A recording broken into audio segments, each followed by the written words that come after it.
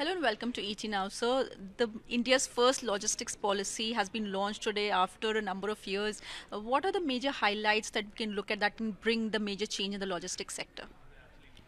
The policy is basically complementary to PM Gati Shakti National Master Plan.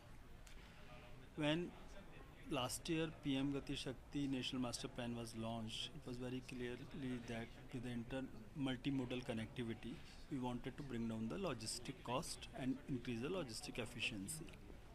So National Master Plan, what it does is basically addresses the infrastructure issue. It was launched last year, it has already started doing extremely well. To complement that, because you have the infrastructure, you need systems, you need processes, you need skilled manpower. To address these complementary issues, the policy has been launched today. Right.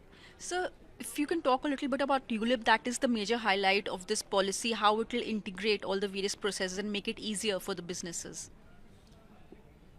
Today, as part of the policy, there were three major initiatives which were also launched, or one of the major items in that was ULIP. Then we had another system called eLogs. Then we also issued a e-book of standardization of the warehousing standards. Also, the courses have also been designed, which will actually have logistic education in the universities and colleges, and courses for the officials of the government and even the private sector. So this logistic exposure that will also improve the skill. But coming back to ULIP, there are 7 ministries and 30 systems. If someone is running a logistic business, he has to deal with that. So for each system, he has to go separately, track his things separately. What ULIP has done, it has integrated all these 30 systems to make it to make it clear. Say railway has got certain systems, you can track your container on railway track if it is being sent by railway. You have Vahan and Sarthi and tracking of containers on the roads, separate systems. Each system is separate. Now with this integrated system, what is possible? Across multimodal, if you want to track your container, it can happen. If you are sending some package from say Delhi to London, it goes from truck to train, train to ship, ship to back to the delivery, and it can be tracked just by one single document. So that is the power of this integration. This will bring in efficiency, this will bring in save time and administrative boredom both. If we see India's logistics costs are still on the higher side, on the if we compare it with the other countries globally, 13 to 14% is what the estimate is. Through this policy, by when should we look at reducing that logistics cost? There are four major components of the cost. One is the transportation, one is the warehousing, one is inventory, and one is the administration cost. So this policy very clearly addresses each of these components separately. As people talk about that India's cost is about 13 to 14%, and the global benchmarks are about 8 to 9%. So as part of the policy, we are saying that we'll meet the global standards, and we expect to achieve that by 2030. For any policy, it is expected to take a lot of time by when the results of that policy are actually visible. Now, after this policy launch, by when should we see a change in the logistics sector? I think if you heard the Honorable Prime Minister's speech today, he did clearly mention that policy is being launched after 8 years of hard work. Lot of transformational steps have already happened.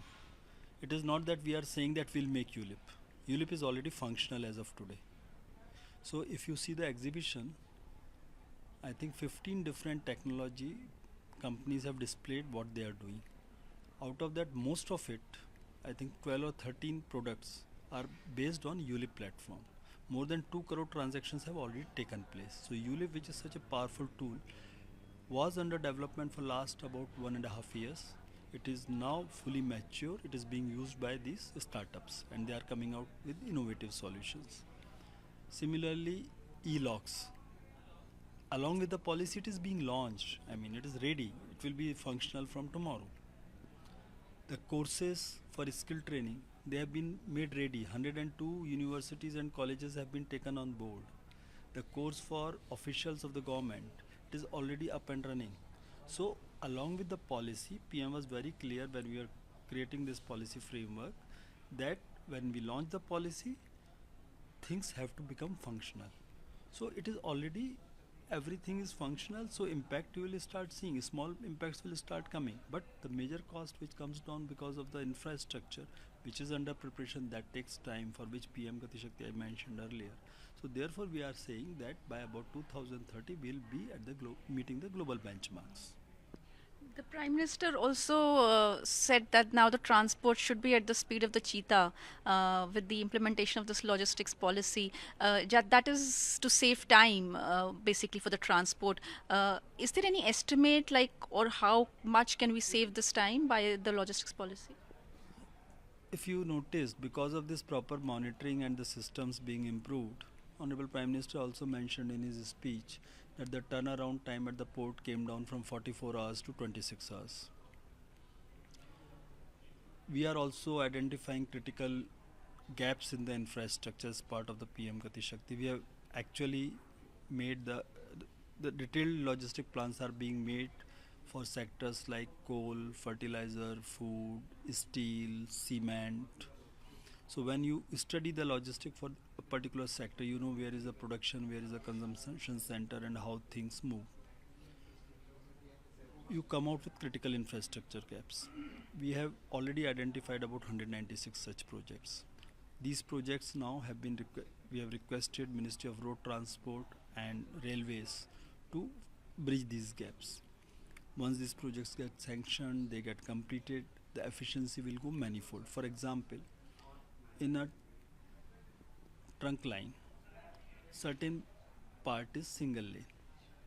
We calculated, this project came from railways during the network planning group discussions, that 95 kilometer single lane track, actually the efficiency is reduced by 15 rakes per day.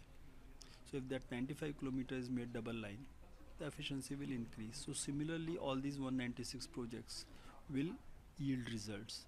The last mile connectivity and the first mile connectivities which are deficient, they are being targeted. Thank you so much, sir. Thank you for speaking to us.